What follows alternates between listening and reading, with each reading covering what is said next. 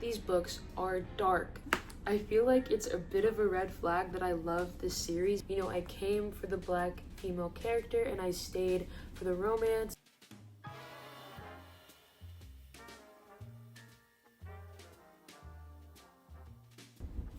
Hello y'all, welcome back to my channel.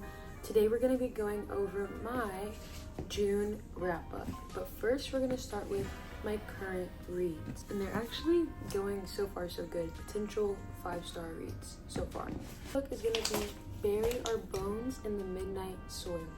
So for those of you who don't know, Bury Our Bones in the Midnight Soil is her new release, and let's see. Let me read you just a little blurb on the back because I feel like that's enough to get you hooked.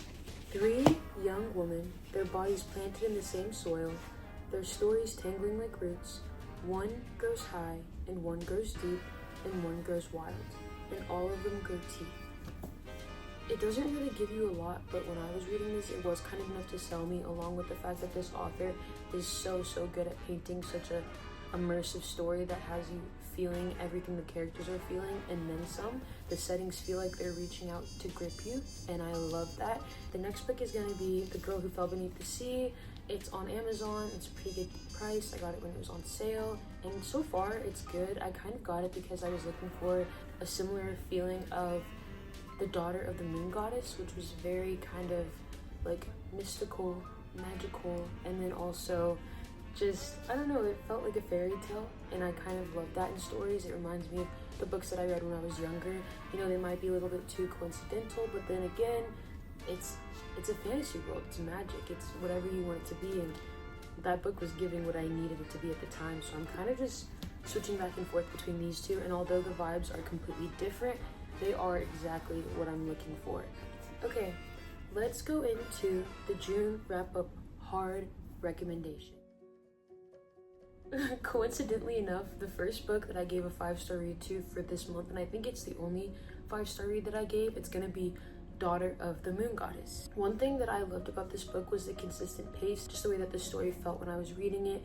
Very magical. About 10 pages in, I was hooked. For those of you who don't know, the book The Daughter of the Moon Goddess is following, obviously, the daughter of the Moon Goddess, and we kind of go along with her through her journey of fighting to find her identity within herself, as well as fighting to save the Celestial Kingdom and her mom. It's a really cool story. In terms of the spice, for those non-spice lovers out there, I would definitely rate it a 0 to 1 out of 5.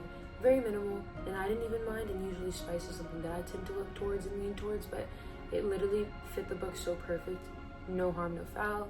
I will add a little warning. I know some people hate love triangles. This does have a bit of that going on, so if that's a really big no for you, a huge red flag, I would probably stray away from this, but I would urge you to rethink it because I think, in my opinion, it's worth it. In terms of the romance, I would rate this a 4 out of 5 just because it had me giggling and kicking my feet literally the whole book. Like I was like, oh my god. It was so flipping cute. In terms of the pace, this is actually something that had me really interested when it came to the world building. You could tell the author would slow down every now and then just to make sure like you felt like you were there, you were picking up on the story.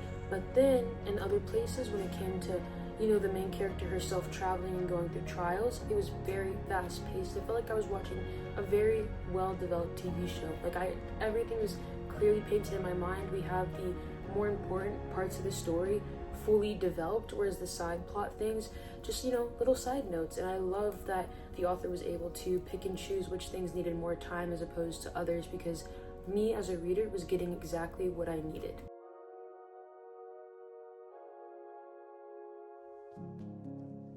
Okay, next, I also love this book. I think I rated it a little bit lower, but not because it's a bad or a worse book, but it could have just been like right book, wrong time kind of thing. And it's going to be The Ornithologist Field Guide to Love. Now, this book is one that I've had my eye on for so long because it just sounded so cute, and I love when books have those little niches. For those of you who don't know, We are following some bird watchers, catchers, preservers. They love everything about birds, but in this world, it's not like our world. It's a magical world. So the birds within it are magical as well. It's kind of also a rivals to lovers. So we're watching two rival ornithologists, bird studiers, fight and compete to win like best ornithologist. And you know, it kind of has like the Emily Wilde Encyclopedia of Fairies vibe, where they're trying to compete and then eventually start to more so compete on the same side, you know, where that competition kind of falls way to the love that they're creating with each other. We get to watch them track down a magical bird, and the way that the author is able to sneak in some good quips and good wit is something that had me laughing. I did listen to the audiobook for this one. I don't know if I would have been able to enjoy it as much if I hadn't, just because when I was listening to this book, it was during a really busy time in my life, and I think if I had to sit down and give this book time, I probably would have felt a little bit forced, but that's neither here nor there. The book and the audiobook, both amazing. It was really great watching their professional relationship turn into something far more interesting. 10 out of 10 would recommend. In terms of the spice for the Ornithologist Field Guide to Love, I would rate it a 3-ish, maybe a 2 to 3, depending on how much spice you're into. When it comes to the romance, I would rate it a 4 out of 5. Again, kicking my feet, giggling, squealing, the whole 9 yards, telling everybody I know that it was the most adorable book ever.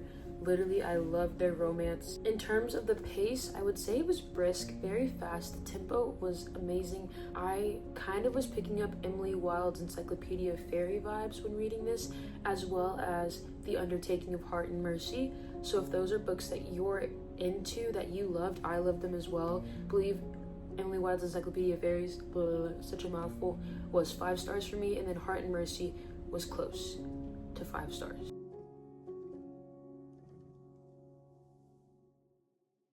This last hard recommendation is going to be such a curveball, but it's going to be the book Terms and Conditions. I feel like this book is so popular, and I think it might be a little bit worth the hype, especially when it comes to romance books. A lot of times when reading romance books, you read one, you've read them all. That's just how it is for me, at least. But when reading Terms and Conditions, you know, I came for the black female character, and I stayed for the romance, the pining, the hard work put in, the way that they were as a couple. All of it had me kind of wanting more. So that was really good and really adorable to me, the way that they loved each other. Definitely green flags all across the board. For those of you who don't know, we are following billionaire Declan Kane as he is essentially forced to marry his assistant Iris. The entire book is based off the premise of Declan Kane having to fulfill the terms and conditions of his grandfather's will so that he may get his inheritance. It's a pretty shady, pretty icky premise in terms of like applying it to real life situation, because it is not a fantasy romance like the other ones mentioned before, but the way that the cookie crumbles is so good. I bought the first book because I started with the second one, because all I wanted was the black main female character, and I was satisfied with that. But then I was like, please give me more, I need it. So I'm gonna read the first one sometime in the future, but I have the book, so I'm ready.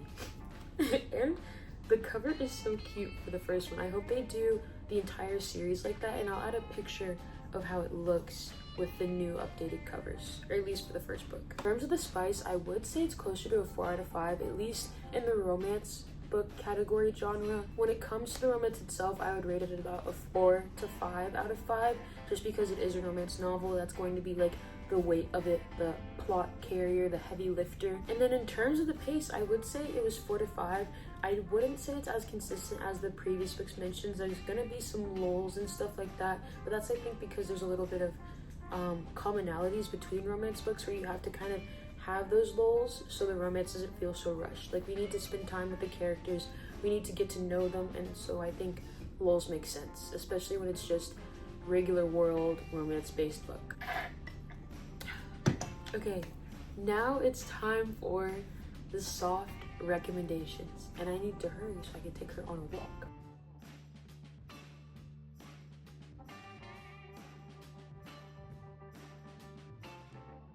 Hopefully y'all don't come at me for this first soft recommendation, but I have my reasoning, so please Let me explain. The first soft recommendation is going to be Legendborn. For those of you who don't know, this is a debut novel for the author. We start the book off while watching our main female character, Bree Matthews, another black main female character, deal with the grief that she's carrying. She'd recently lost her mom, and we're kind of joining her at a heavy time in her life. And we kind of watch her throw herself into early college, referred to as EC within the book. Basically, she's a 16-year-old attending a college. For those of you interested in King Arthur retellings, this might be right up your alley because the secret society has roots within that. There are a lot of connections in this book to real world history. The only reason why I'm putting this as a soft recommendation is because I personally took a long time to get into it.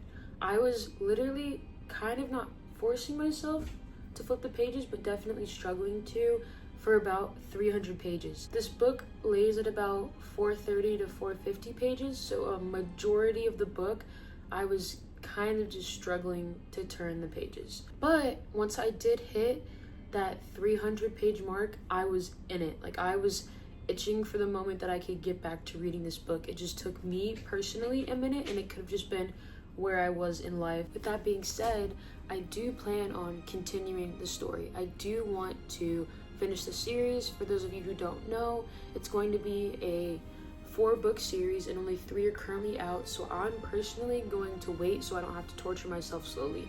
And I could be so off, but I did see online anticipated release for the 4th book is around 2027, and who knows though, it could go later, it could go sooner.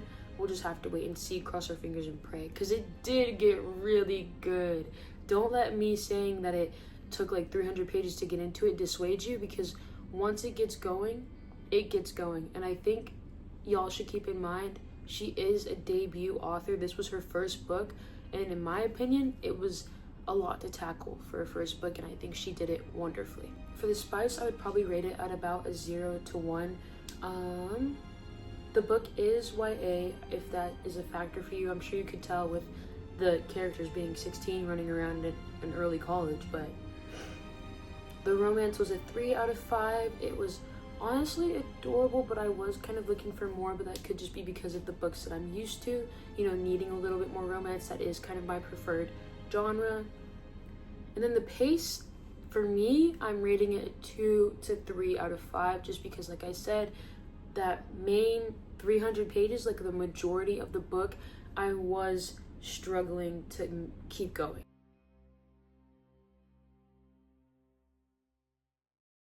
Okay, the next book is going to be 2 books wrapped in one because it is a series, and this is going to be a soft recommendation because it's dark, like emphasis on the dark romance, and I recognize that not everybody can love it the way that I did. And the series is going to be the Silver Falls University series. Now, there is a whole series that comes before the one that I read, but I didn't know, and it doesn't affect your reading experience. You can jump in wherever you want. I feel like it's a bit of a red flag that I love this series, but it's not going to stop me from loving the series. I will say, though, one thing that I was not jiving with is the nickname given to the main female character in the first book, or rather the nickname that she uses for her partner. That was not for me. That was like a hard stop. Out of everything in the book, that's what icked me out the most. So in both of the books that I read, they kind of follow the same tone. In both books, we're seeing a main male character stalk and become utterly obsessed with a main female character, and the main female character is basically oblivious to the extent of the main male character's feelings. There's also a secret society in this book, so a little secret society action going on. I will say, keep in mind, just to reiterate, these books are dark. They're not gonna be like, oh, la dee dee da, like dark, ha ha ha ha. It's gonna be like, maybe, I would say if you love the book How Does It Feel, as well as Haunting Adeline, this could be a good book series for you to dive into if you're looking for a similar type of feel. I'm trying not to give too much away when discussing this series because I feel like it'll be the bread and butter of the book and I don't want to spoil it. But I will say the spice is a 5 out of 5, not just in terms of how good it is, but how often it happens.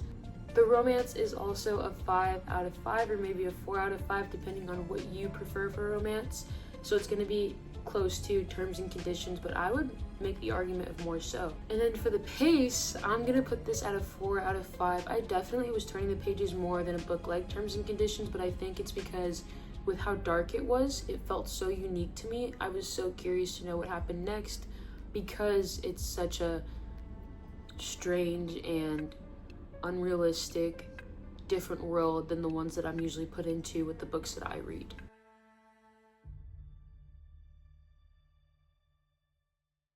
Okay, with that being said, time to go into what I would not recommend out of what I read for the month of June. And it's going to be The Rose Bargain. I felt so set up when getting this. Now, I listened to the audiobook and it was good. I liked the narration, but I did not like the story. Some areas I was like, oh, that's interesting, but it was not interesting enough to, invest in, to spend time listening to. I kind of wish I DNF'd it. The ending was predictable, but let me slow down because I'm already getting way too into it. Let me tell you guys what it's about.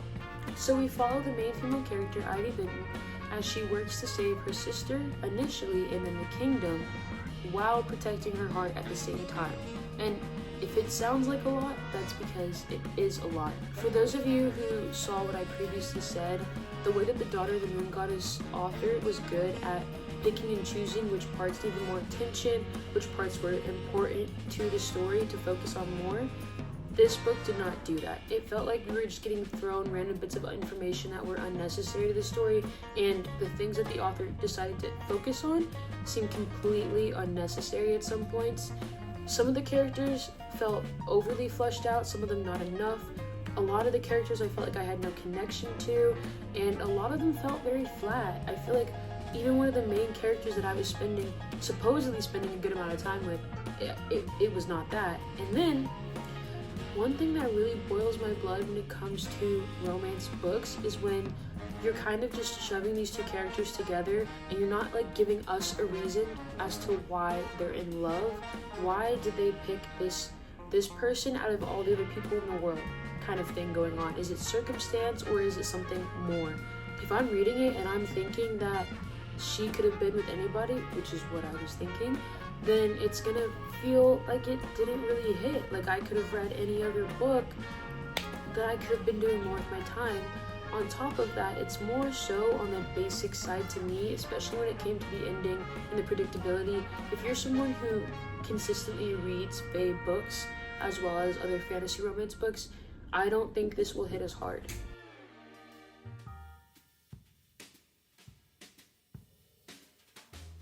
That will be all. Thank you so much for watching. Don't forget to like, comment, and subscribe. Bye.